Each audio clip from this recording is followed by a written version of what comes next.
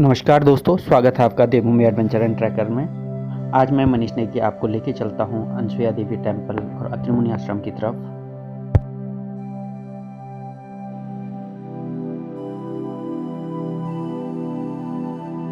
यह है अमृत गंगा और इसी अमृत गंगा के किनारे माँ सती अनसुया का मंदिर है। और हम पहुंच चुके हैं सामने माता अनसुया के दरबार में।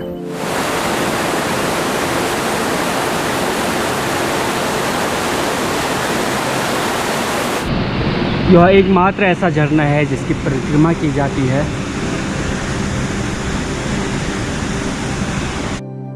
नमस्कार दोस्तों, स्वागत है आपका देवभूमि एडवेंचर एंड ट्रैकर में। और अभी हम जा रहे हैं मंडल की तरफ। मंडल यह वह स्थान है जहाँ से अनसुया का पहले पैदल ट्रैक शुरू होता था। सामने देखिए मंडल के पास में स्थित अनसुया गेट को। पहले अनसुया की यात्रा मंडल से ही शुरू होती थी, लेकिन वर्तमान में सिरोली तक रोड पहुंचने की वजह से यह यात्रा सिरोली गांव मंडल से जो कि 1 किलोमीटर की दूरी पे है वहां से शुरू होती है। और हम पहुंच चुके हैं अब सिरोली गांव में और यहां पर से यह पैदल यात्रा शुरू हो गई है। सामने देखें अमृत गंगा को। यह आखिरी गांव है जहां से हम आगे जाना है। मंडल का रास्ता अमृत गंगा नदी के किनारे किनारे जाता है और सामने सुराही के पेड़ और बहुत सारे मंदिर आपको इस रूट में देखने को मिलेंगे। यह रास्ता मुख्यतः जंगलों से होकर जाता है और जंगलों के बीच इस रास्ते में छायादार पेड़ काफ़ी ज़्यादा मात्रा में उपलब्ध हैं। सिरोली से 1 किलोमीटर की दूरी पर स्थित यह पुल, यहाँ पर से अनसुया माता मंदिर लगभग 2.5 किलोमीटर का ट्रैक रह जाता है। और सामने स्वच्छ बहती हुई अमृत गंगा। पुल को क्रॉस करते ही यह दुकान जहाँ पर बैठ करके हमने मैगी और चाय का आनंद लिया। इस दुकान के बाद हम निकल गए हैं अनसुया के लिए और अब यह रास्ता कुछ चौराहे भरा है।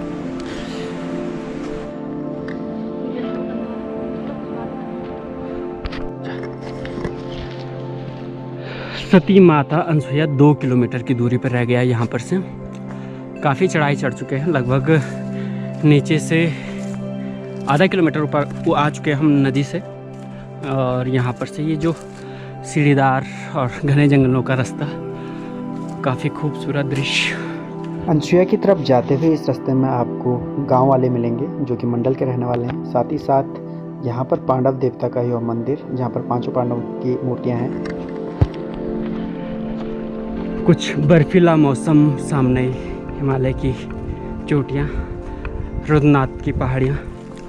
अनसुया माता मंदिर से 1 किलोमीटर पहले कुछ एक शिलालेख, जहाँ पर एक शिला की भाषा में कुछ लिखा हुआ है। यहाँ पर पानी का एक स्रोत भी है और यह वह शिलालेख जिसको आपको दिखाने की कोशिश कर रहा हूँ मैं। तो देखिए यह शिलालेख, इसमें क्या लिखा हुआ है ये आपको यहाँ पर समझ में नहीं आएगा, लेकिन जो लिखा हुआ है वह यहाँ पर आपको बताया गया है। 7 पंक्तियों का अभिलेख संस्कृत भाषा एवं उत्तरी ब्राह्मी लिपि में है। अभिलेख में उल्लिखित है कि महाराजा अधिराज परमेश्वर सर्ववर्मन के अधीन एक क्षत्रिय नरवर्मन ने यहाँ पर एक जलाशय एवं मंदिर का निर्माण अपने पूर्वजों एवं स्वयं के पुण्य लाभ के लिए कराया था। शिलालेख के पास में ही पानी पीने के बाद हम आगे की तरफ निकल गए और आगे कुछ चढ़ाई वाला रास्ता है। हम आ चुके हैं अनसुया के बिल्कुल पास में स्थित भगवान गणेश के मंदिर में। छोटा सा मंदिर या विश्राम गृह कह सकते हो, विश्रामालय बोल सकते हो। भगवान गणेश की प्रतिमा है यहाँ पे। साल काय पत्थर पे भगवान गणेश की प्रतिमा उकेरी गई है। यह यहाँ पर स्वच्छ प्रकट हुई है और गणेश जी की मुड़ी हुई सूंड, उनका एक दांत और नीचे हाथ, उनका पेट, सब चीज़ इस मूर्ति में दिखाई देता हुआ। ओम गणेशाय नमः। तो अनसुया जब आते हैं तो सर्वप्रथम आपको भगवान श्री गणेश के दर्शन होते हैं। गणपति के मंदिर से ऊपर चढ़ने के बाद ही हमको सीधे माता अनसुया के दर्शन हो गए। सामने माता अनसुया का मंदिर और ये अनसुया गांव सामने जो हमारी आंखों के सामने दिखाई दे रहा है। काफ़ी सुंदर नज़ारा, दूर रुद्रनाथ की तरफ की पहाड़ियाँ, बहुत ही खूबसूरत और रमणीय स्थान अनसुया। सफ़ेदी उड़े हुए पर्वत और उनके बीच में यह अनसुया माता का मंदिर, बहुत ही खूबसूरत।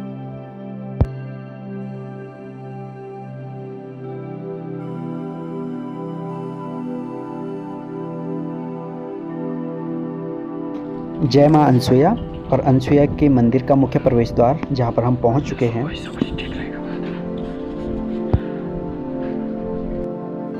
सामने दिखता हुआ माता अनसुया का भव्य मंदिर। यह मंदिर कत्यूर शैली में बना हुआ है। मंदिर के आसपास बहुत सारी घंटियां चढ़ाई गई हैं।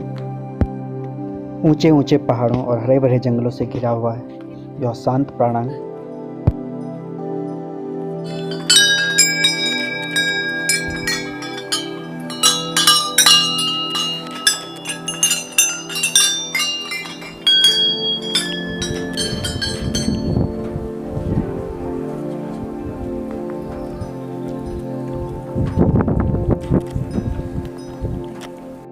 माता सती अनसुया को पुत्रदायिनी माता कहा जाता है।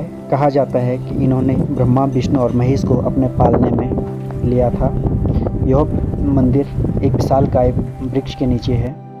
यहाँ पर माता सती अनसुया की मूर्ति रखी गई है और यहाँ पर हर दिन आने वाले श्रद्धालुओं द्वारा पूजा की जाती है।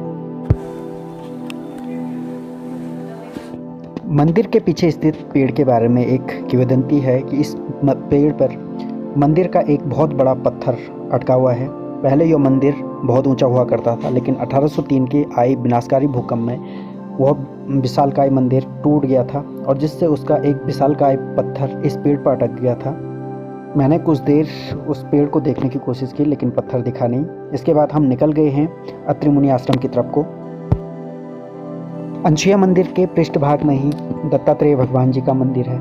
यह माता सती अनसुया के पुत्र हैं और हर दिन दत्तात्रेय जयंती के दिन यहाँ पर मेले का आयोजन होता है।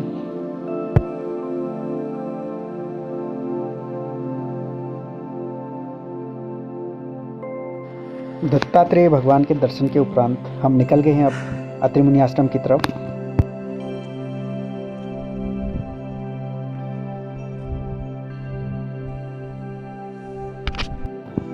अनसुया के पृष्ठभाग से अत्रि मुनि आश्रम का रास्ता जाता है और यह रास्ता रुद्रनाथ की तरफ को भी जाता है और अत्रि मुनि आश्रम अनसुया से लगभग 1.5 किलोमीटर की दूरी पे है।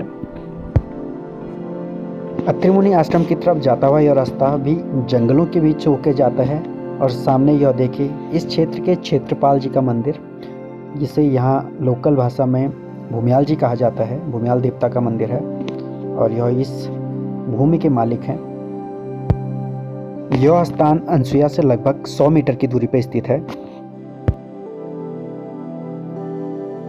अनसुया से अत्रि मुनि आश्रम जाने के लिए आपको चढ़ाई नहीं चढ़नी पड़ती है और यह एक सीधा रास्ता है जिस पर आगे कुछ ढलान वाला रास्ता भी है।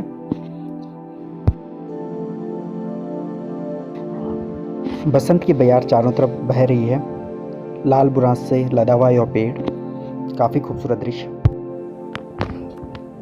मंडल से लेकर के अत्रि मुनि आश्रम तक की कुल दूरी 6 किलोमीटर के आसपास है और काफ़ी सुंदर सुंदर से दृश्य आपको इस रास्ते में देखने को मिलेंगे। हरे भरे जंगलों से भरा हुआ यह रास्ता।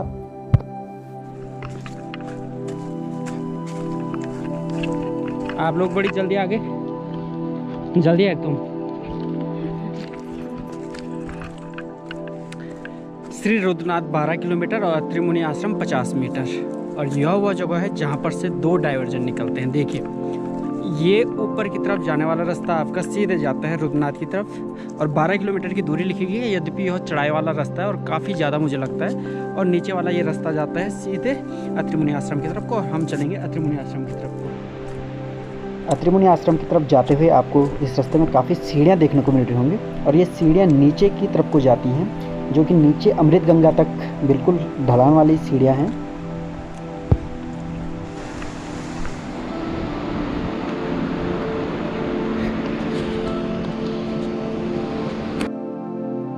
अत्रि मुनि आश्रम से पहले एक छोटे से गदेरे को पार करना होता है और सामने यह वही गदेरा है जिस पे एक लकड़ी का पुल बनाया गया है।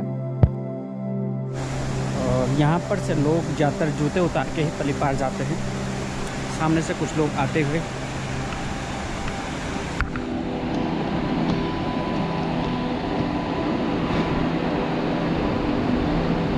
राजशिला। प्रकृति की खूबसूरत वादियों के बीच में यह खूबसूरत नज़ारा, जहाँ पर सब कुछ प्रकृति के हवाले है। नदी के किनारे ही एक विशाल गुफा के नीचे एक महात्मा कुटिया बना के रहते हैं।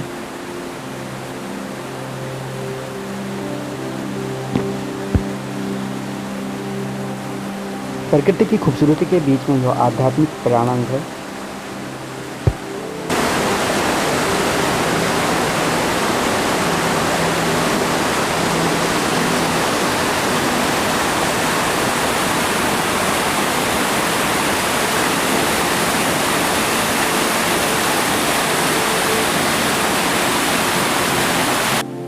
कलकल करती हुई नदी की सुमधुर ध्वनि और उसके किनारे स्थित यह खूबसूरत झरना, जिसका नीला पानी आपको बरबस अपनी तरफ आकर्षित करता है।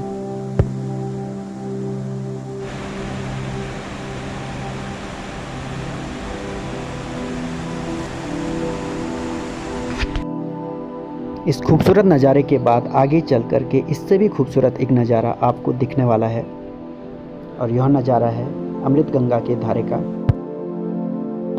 और अब सामने नज़ारा है एक खूबसूरत सा झरना, जिसके चारों तरफ परिक्रमा की जाती है। नीचे अमृत कुंड और ऊपर से गिरती हुई अमृत धारा। एक सुंदर और मनमोहक नज़ारा। दुनिया में शायद ही कोई झरना होगा जिसकी की परिक्रमा की जाती है।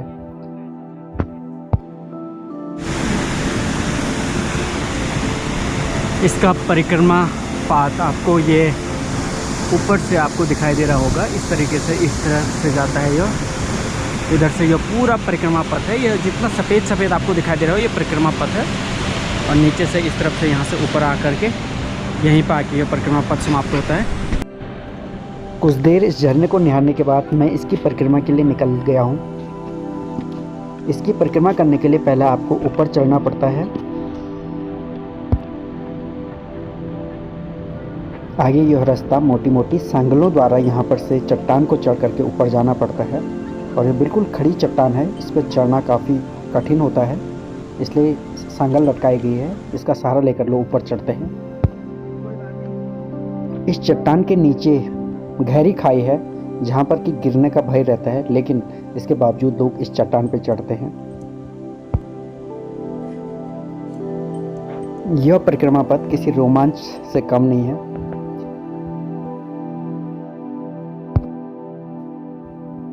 यहाँ तक पहुँचने के लिए आपको साहस की जरूरत पड़ती है। इस परिक्रमा पथ के दूसरे भाग में आपको दो चट्टानों के बीच से बिल्कुल लेट करके जाना होता है, और यह भी बिल्कुल खड़ी ढाल के ठीक ऊपर स्थित है। यहाँ पर आपको पेट के बल रेंगते हुए आगे जाना है, और यहाँ पर से अगर फिसले तो सीधे नीचे गहरी खाई है।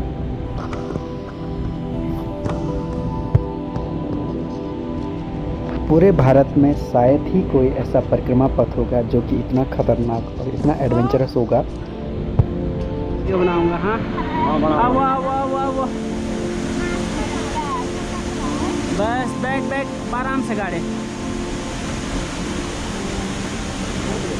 आओ आओ आओ आओ आओ, वेरी गुड, बहुत अच्छे। मैं निकल गए।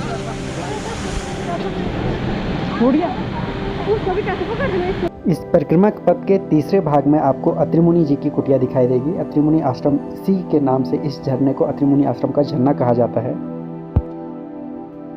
और यह अत्रि मुनि जी की गुफा है। यहाँ पर पूजा अर्चना के बाद लोग आगे की तरफ को बढ़ते हैं। इतने साहसिक और खतरनाक रास्ते पर यह मंदिर अपने आप में किसी अलौकिक शक्ति का आभास देता है।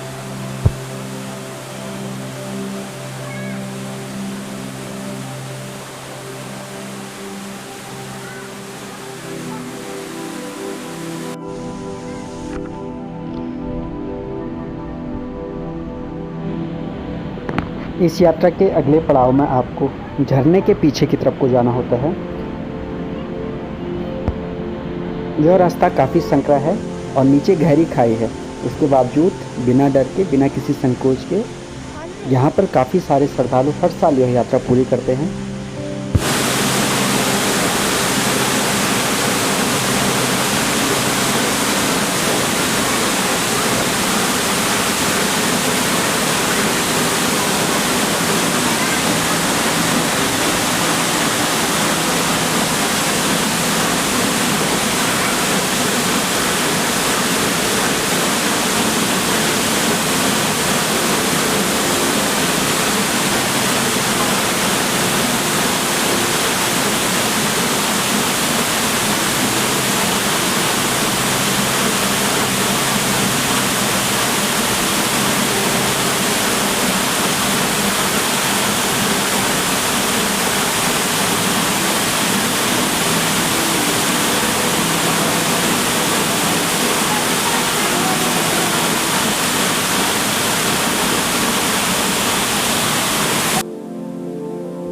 अमृत धारा के पवित्र जल को स्पर्श करने के पश्चात यह यात्रा अब नीचे की तरफ को बढ़ती है।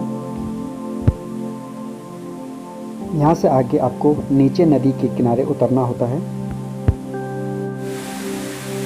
यह रास्ता काफ़ी सीधी ढलान वाला और फिसलन भरा है।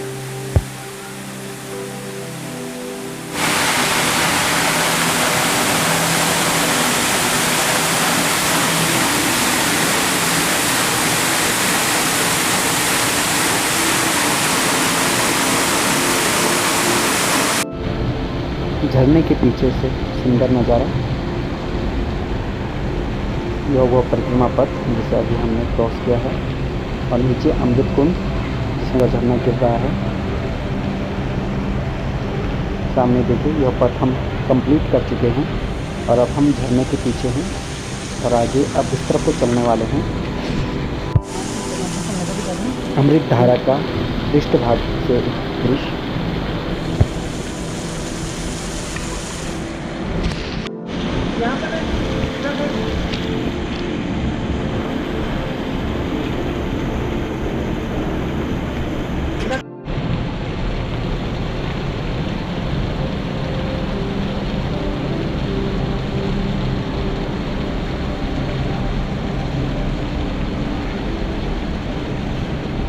अमृत धारा का यह खूबसूरत दृश्य काफ़ी मनमोहक।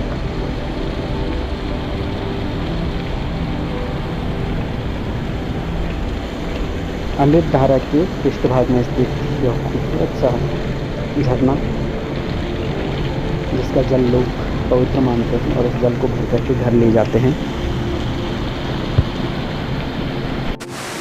एक बार फिर से देख लीजिए इस परिक्रमा पथ को। यह वह स्थान जहाँ से हम ऊपर को चढ़ते हैं और यहाँ पर सांगल के बल ऊपर चढ़ा जाता है। उसके बाद इन दो पत्थरों से आगे को बढ़ा जाता है। यहाँ से पहुँचते हैं अत्रिमुनि आश्रम पे, यह उनकी गुफा, और उसके बाद यहाँ से नीचे उतर करके फिर आगे झरने के पृष्ठभाग में हम लोग आते हैं और यह वो विशालकाय झरना जिसकी परिक्रमा की जाती है।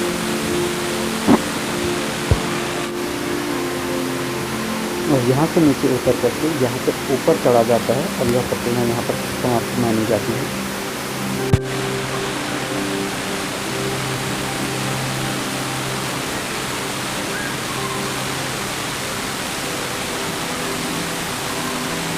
अमृत धारा के नीचे अमृत कुंड स्थित है जहाँ पर आकर के यह परिक्रमा संपूर्ण होती है और यहाँ पर जाकर श्रद्धालु स्नान करते हैं।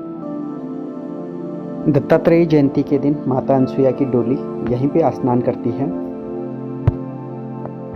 अनसुईया अत्रिमुनि आश्रम यात्रा के लिए आपको पहले गोपेश्वर पहुंचना होता है। गोपेश्वर उत्तराखंड के चमोली जिले का मुख्यालय है। यहाँ से 13 किलोमीटर दूर मंडल स्थित है। मंडल से 5 किलोमीटर की दूरी पर अनसुईया और वहाँ से 1 किलोमीटर की दूरी पर अत्रिमुनि स्थित है। यह यात्रा लगभग साल भर चलती है।